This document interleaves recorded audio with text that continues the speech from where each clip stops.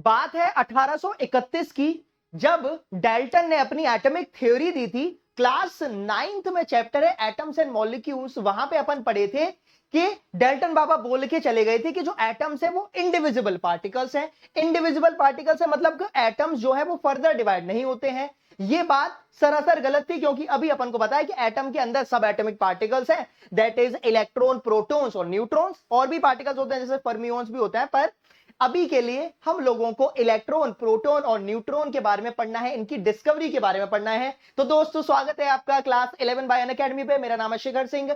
आ जाइएगा, video like करिएगा और विद इन 10 मिनट्स अपन देखेंगे कि इलेक्ट्रॉन और प्रोटॉन और न्यूट्रॉन की डिस्कवरी किस तरीके से हुई, किसने की है। और एक बिल्कुल एंड में शॉर्ट ट्रिक बताऊंगा जिससे आप इनकी डिस्कवरी और इनके साइंटिस्ट को हमेशा के लिए याद रख सकते हो। शुरू करें, इस वीडियो को अपने दोस्तों के साथ साझा करिएगा, शेयर करिएगा। अब सुनिएगा दोस्त, यहां पे अगर मैं बात करूं तो सबसे पहले डिस्कवरी ऑफ इलेक्ट्रॉन के बारे में अगर मैं देखूंगा तो इस एक्सपेरिमेंट को अपन क्या बोला गया, ये होता है मेरे पास cathode ray discharge tube experiment. कुछ नहीं किया गया था, यहां पे आपकी जो इलेक्ट्रिसिटी होती है, अरे घर का करंट, अरे करंट दौड़ा दिए थे, एक ऐसे करंट दौड़ाए थे कि नेगेटिव टू पॉजिटिव मूवमेंट हो, नेगेटिव टू पॉजिटिव मूवमेंट हो। और यहां पे इन्होंने क्या किया था कि यहां पे एक फ्लोरोसेंट ट्यूब लगा दिया था, फ्लोरोसेंट लाइट लगा दी थी, जिससे क्या हुआ कि जब नेगेटिव पार्टिकल उस पर अट्रैक्ट हो रहे थे तो वो ग्लो करा था। एग्जैक्ट जो यहां पे उन्होंने लगाया था वो था जिंक सल्फाइड, है ना, फ्लोरोसेंट होता है जिंक सल्फाइड। ठीक, तो ये था इनके पास। अब यहां से ये मालूम पड़ गया कि भाई साहब जो आपका मूवमेंट हो रहा है वो मूवमेंट कैथोड टू एनोड है, मतलब नेगेटिव टू पॉजिटिव है। और नेगेटिव टू पॉजिटिव मूवमेंट है, इसका क्या मतलब है कि कुछ ना कुछ तो है जो मेरे पास नेगेटिवली चार्ज्ड पार्टिकल है।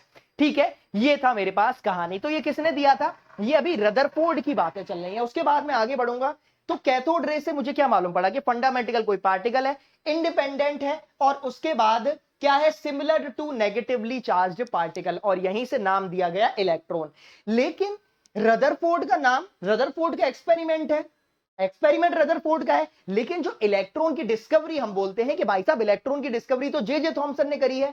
इतना भेदभाव क्यों, रीजन था, जब रदरफोर्ड से पूछा गया कि भाई साहब तू बता, तू बोल रहा है ना इलेक्ट्रॉन के मतलब नेगेटिवली चार्ज पार्टिकल है, तो वो नेगेटिवली चार्ज पार्टिकल जो है कितना चार्ज है, कितना चार्ज है उस पर। तो वो बोलता है भैया इतना, इससे आगे तो नहीं पता कि इससे आगे भी कुछ होता है क्या। तो वहीं पे ये मात खा गए। ठीक है, उसके बाद आते हैं मेरे पास थॉमसन, और थॉमसन ने निकाला था मतलब चार्ज टू मास रेशियो, है ना, इन्होंने ये निकाला और यहां से निकल के आया कि 1.75 इंटू 10⁻11 जो है वो charge to by mass ratio है। तो Thomson studied the dependence of path of electron in magnetic and electric field. ठीक है, ये निकाला गया और यहां से चीजें मालूम पड़ी। ठीक, क्लियर है। तो यहां पे जो मास टू ऑफ इलेक्ट्रॉन निकाला गया, तो चार्ज ऑफ इलेक्ट्रॉन पूरा किसने निकाला था, चार्ज ऑफ इलेक्ट्रॉन रदरफोर्ड ने नहीं निकाला था, जे थॉमसन। 1.6 इंटू माइनस का रहेगा ऑब्वियसली, माइनस 1.6 इंटू 10⁻⁻19, मास आपको बताइए 9.1 10⁻⁻31। ठीक है, इसको अपन e is determined through Millikan drop experiment. ये जो है वो मिल्कन का एक ड्रॉप एक्सपेरिमेंट था, जो कि बिल्कुल भी इंपॉर्टेंट नहीं है, एनसीईआरटी में भी नहीं दिया गया है, पर आपको ये चीज ध्यान होनी चाहिए। अब आते हैं अपन प्रोटॉन पे, है ना। प्रोटॉन का क्या किया गया, इसमें एक यहां पे कैनाल लेज एक्सपेरिमेंट किया गया था। ठीक है, यहां देखिएगा, discovered through a modified cathode ray discharge tube experiment, charge to mass ratio इसमें निकाला गया। यहां पे जो गैस डाली गई थी वो हाइड्रोजन गैस डाली गई थी, ताकि जो E/M रेशियो आए वो मेरा बहुत कम आए। ठीक है, और इसने जो बिहेव किया, इसका जो बिहेवियर था वो कैथोड रेज, ध्यान रखिएगा, जो कैथोड रेज होती हैं वो नेगेटिवली चार्ज होती हैं, और इसका बिहेवियर कैसा है, ऑपोजिट टू कैथोड रेज, मतलब ये आपका पॉजिटिवली चार्ज रहेगा। ठीक है, उसके बाद अपन आते हैं न्यूट्रॉन्स पे। न्यूट्रॉन्स की डिस्कवरी किसने करी थी, चैडविक ने। ठीक है, और प्रोटॉन की किसने करी थी, रदरफोर्ड। ठीक है, उनका तो पूरा एक्सपेरिमेंट है, गोल्ड फॉइल एक्सपेरिमेंट, अभी आपके पास आने वाला है। Chadwick bombardment of beryllium sheet on alpha particles give electrically neutral species named neutrons। ठीक है, ये आपके कुछ चार्ज होते हैं। ठीक है, इसका अगर आप चाहो तो स्क्रीनशॉट ले सकते हो, बाकी आप कमेंट बॉक्स में बता देना, मैं इसकी पीडीएफ भी डाल दूंगा, बहुत प्यारे तरीके से यहाँ पे लिखा हुआ है। ठीक है, चलें आगे बढ़े। अब अपन आते हैं थॉमसन के मॉडल पे। थॉमसन का मॉडल क्या था, सुनिएगा।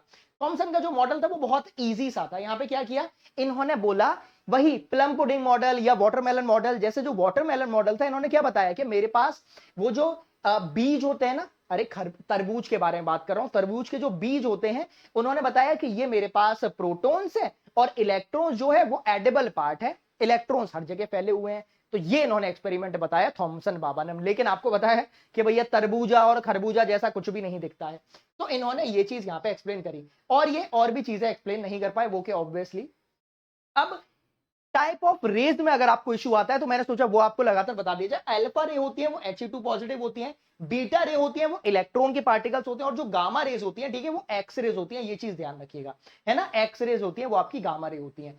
अब रदरफोर्ड का अल्फा स्कैटरिंग एक्सपेरिमेंट आया, जहां से प्रोटॉन और न्यूक्लियस के बारे में मालूम पड़ा। ये एक्सपेरिमेंट बहुत मतलब फेमस है। तो इन्होंने क्या किया था, यहां से आपका रेज पास करी थी, अल्फा रेज पास करी थी, और इसमें से क्या हुआ था कि बहुत सारी रेज सीधी सीधी निकल गई, कुछ रेज आपकी डिफ्लेक्ट कर गई, और 1 in 20,000, ध्यान रखिएगा, 1 in 20,000 180 डिग्री वापस आ गई। अब भाई साहब अल्फा रेज आप यहां से निकाल रहे हो, अल्फा रे को किसी ने धक्का मार दिया, और आपको पता है like charges repel each other, like charges repel each other, मतलब कुछ तो रिपेल कर रहा है। इसका मतलब क्या हुआ कि वहां से मुझे न्यूक्लियस और प्रोटॉन के बारे में मालूम पड़ा कि यहां पे प्रोटॉन जो है वो बहुत कन्फाइंड स्पेस में, कॉन्सेंट्रेटेड स्पेस में आपका प्रेजेंट है। तो ये कंक्लूजन आपके में निकलते हुए आए। क्लियर, ठीक है। क्या आ गया, most of the space empty है क्योंकि सीधे सीधे जा रहे थे। बाकी maximum mass is concentrated and very small volume known as nucleus. तो न्यूक्लियस की डिस्कवरी साथ साथ प्रोटॉन कौन बता के गए थे, रदरफोर्ड बाबा बता के चले गए थे। इनके कुछ पोस्टुलेट्स हैं, ये एक बार आप देख लीजिएगा वीडियो रोक के। अब एटॉमिक नंबर, एटॉमिक मास, आपको ये चीजें तो पता होंगी। आइसोटोप्स, आइसोबार्स, ये इस सेशन का पार्ट नहीं है, इसको अगर आप चाहो तो रोक के देख सकते हो। बाकी अपन लिमिटेशन पे आते हैं। ऑब्वियसली इन्होंने बोला था कि जो इलेक्ट्रॉन है वो रिवॉल्व करता है अराउंड द न्यूक्लियस। अच्छा, रिवॉल्व करता है तो इनसे पूछा गया एनर्जी कहां से आई, एनर्जी कहां से आई। और अब ये उन्होंने बोला कि भैया एनर्जी तो उन पे नहीं होती, अगर एनर्जी नहीं होती तो धीरे धीरे वो अपनी एनर्जी लूज करेगा और न्यूक्लियस में जाके धंस जाएगा, एटम डिस्ट्रॉय हो जाएगा। पर ऐसा तो कुछ होता नहीं है। तो ये स्टेबिलिटी ऑफ एटम के बारे में एक्सप्लेन नहीं कर पाए, कौन, रदरफोर्ड बाबा। तो ये इनकी लिमिटेशन थी, ठीक है। बाकी जीमन और स्टार्क इफेक्ट को तो एक्सप्लेन कर ही नहीं पाए थे। तो यही यहां पे पूरी बात लिखी हुई है। चलिए अब इसको ध्यान में रखते हुए आते हैं बोर के एटॉमिक मॉडल, जो कि हमारा लेटेस्ट एटॉमिक मॉडल है, जिसको अपन बहुत प्यारे तरीके से पढ़ते हैं कि भैया बिल्कुल बीच में न्यूक्लियस है, न्यूक्लियस के अंदर प्रोटॉन्स है, उस और अलग अलग शेल में, K shell, L shell, M shell, N shell में मुझे क्या मिलते हैं, इलेक्ट्रॉन्स मिलते हैं अलग अलग, ठीक है। तो ये मेरे पास इन यहां से आया था डुअल नेचर। डुअल नेचर अगर आप चाहो तो कमेंट बॉक्स में बताइएगा, मैं इसको अगले सेशन में, मतलब एक और 10 मिनट वीडियो में मैं डुअल नेचर समझा दूंगा कि भैया वेव नेचर और पार्टिकल नेचर एग्जैक्टली क्या होता है। बाकी ये पूरा यहाँ पे लिखा हुआ है, पूरा इनके बारे में यहाँ पे पूरी कहानी लिखी हुई है। आप चाहो तो इसको मैं पूरा अच्छे तरीके से प्रोवाइड कर दूंगा। लेकिन क्वेश्चन जो आपके पेपर में आता है कि भैया डिस्कवरी बताइए, है ना, ये आप देखोगे तो black body radiation, Planck's theory सब कुछ है। लेकिन अपना जो टॉपिक है वो यहां पे खत्म हो चुका है, और पेपर में जो क्वेश्चन आता है डिस्कवरी के बारे में बताइए दोस्त। तो आइए डिस्कवरी के बारे में अपन देख लेते हैं। तो डिस्कवरी के बारे में कैसे याद रखना है, कैसे याद रखना है, वही जो अपना फेमस वाला है उस तरीके से भी आप याद रख सकते हो। दैट इज ईट, ईट पर नाच।